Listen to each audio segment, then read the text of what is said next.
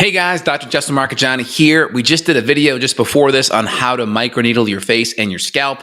So I wanted to just kind of talk about post-microneedling, what you do afterwards. And if you guys have any other questions here, you can jump in live and I'm happy to answer them with you and kind of review some of the things that we just did. So first off, looks like I'm a little bit windburned. That's normal.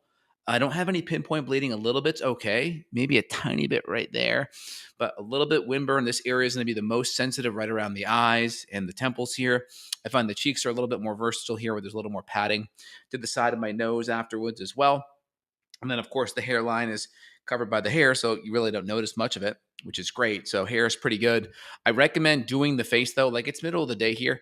I recommend doing the face, though, at night. I just did it here because I want to kill two birds with one stone and provide as much value for you all. But face is better to be done at night just because now I'm inside for the day. I don't have to worry about it.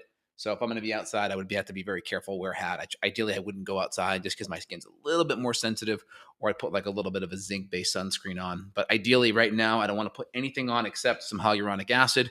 I've already did an application right after the previous video. I'll do another one in a little bit when my skin starts to feel a little bit dry. Those channels are open for a good couple of hours. And so I really want to get all the nutrition and utilize the channeling benefits to get nutrition deep into that skin, to help with collagen, to help with stimulating elastin, which provides the elasticity, to provide just collagen, good, healthy tissue as well.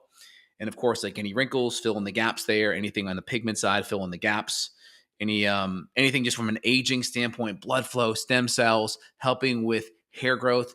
If you're a guy and you want to stimulate, let's say you have thinner sideburns or you want to like get your beard a little bit more thick, or let's say a classic issue with guys is from the mustache to here, it's a little bit thin. You can microneedle that point, drive in some blood flow, and use some collagen peptides and use some elastin amino acid compounds and topically hit that, and that will help. You can even do, more conventional things like Rogaine, and you can even stimulate that too, because that's a vasodilator, and that's also working on sodium potassium pumps to improve blood flow. So just reviewing that with y'all here, just recommend wash your hands in between. Make sure then you apply this hyaluronic acid with clean hands, just so you're not putting any bacteria on your skin.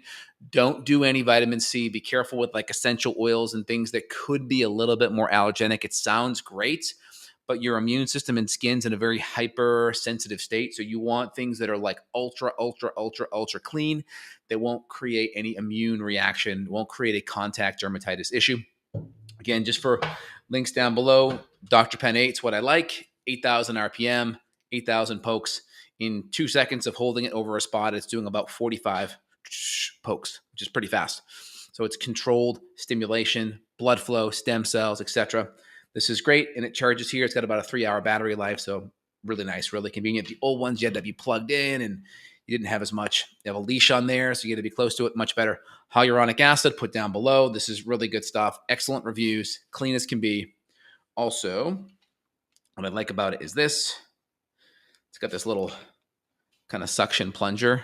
So when you put it in, it really prevents a lot of oxidation, which is really nice because it keeps it pretty contained down below, which is great. Next, I use a shot glass with a little bit of isopropyl alcohol in there. Any shot glass will do. And then you can see my 16 pin. This could probably get 3 to 4 uses. So you can see them just like that. Surgical stainless steel right there at the end. And I'll put it in like this just to ensure that it hits it exactly as so. And then you can rinse it off in between use. If you have good filtered water, RO water, you can rinse it off before you use it. And that's perfect like that. So those would be the big products I would say. Make sure you're taking collagen, get the raw material, get the building blocks to help with the elastin, to help with the connective tissue, to help with the keratin in the hair. Collagen, bone broth, really good building block compounds.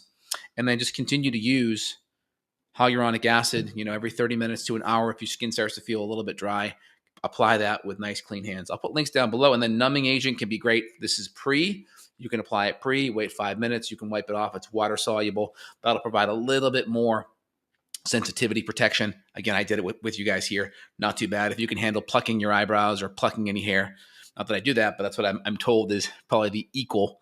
If you want a comparison on that, then you're pretty good. All right, guys, hope you enjoyed here. Again, we talked about the scalp. We talked about the face and ways you can naturally improve that. Make sure you have nutrition down. Make sure you have supplementation down. Make sure you have kind of the stimulation. This is kind of in that stimulatory camp and ways that we can stimulate hair growth and stimulate skin and collagen and elastin growth. Hope you enjoy. We'll put the link down to the previous video below and all the links you need. All right, guys, have an awesome day. If you want to reach out, there'll be links where you can access myself, functional medicine wise, worldwide.